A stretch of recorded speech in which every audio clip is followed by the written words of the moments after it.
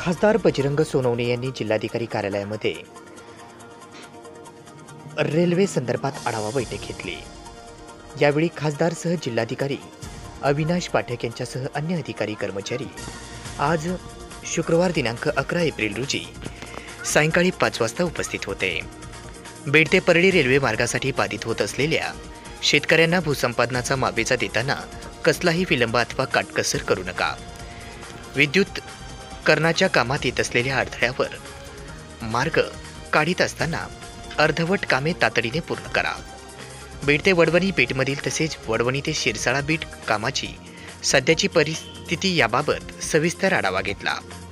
तसेच सुकळी, खामगाव, तपोवन या भागातील नागरिकांची होणारी गैरसोय लक्षात घेऊन रेल्वे मार्गामध्ये प्रस्तावित करायच्या अतिरिक्त उपाययोजना, परळी परभणी डबल लाईन कामामुळे बाधित होत असलेल्या परळी आझादनगर येथील नागरिकांवर कसलाही अन्याय होणार नाही याची दक्षता घेऊन सदरील काम करताना तातडीने करण्याच्या सूचना देण्यात आल्या।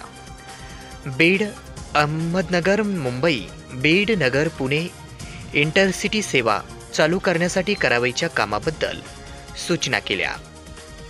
आष्टी तालुक्यातील सोलापूरवाडी, कडा तसेच पाटोदा तालुक्यातील गांधनवाडी, कारेगाव आणि शिरूर तालुक्यातील गोमळवाडा, विघ्नवाडी, हिवरसिंगा, घोगेवाडी, बरगवाडी आणि बीड तालुक्यामध्ये नवगण, राजुरी, चराटा, धानोरा रोड या सर्व ठिकाणी रेल ओव्हरब्रिज आणि बीड शहरालगत ढोले वस्ती येथील रेल अंडरपास बांधण्याचे प्रस्ताव पाठवण्याच्या सूचना दिल्या।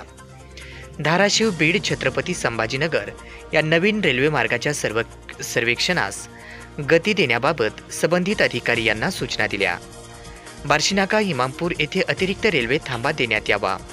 नगर बीड परळी रेल्वे मार्गावरील सर्व प्रमुख स्थानकांना लागणारी वीज उपलब्ध करण्यासाठी स्थानकावर सोलार ऊर्जा निर्मिती प्रकल्प तयार करावेत। यासाठी आवश्यक निधीच्या मागणीसह स्वतंत्र प्रस्ताव जनरल मॅनेजर यांच्या कार्यालयात सादर करावा, अशा सूचना देखील बीड लोकसभेचे खासदार बजरंग सोनवणे यांनी जिल्हाधिकारी कार्यालयामध्ये आढावा बैठकीत केल्या आहेत। यावेळी त्यांच्यासोबत बीड जिल्ह्याचे जिल्हाधिकारी अविनाश पाठक व अन्य अधिकारी कर्मचारी उपस्थित होते।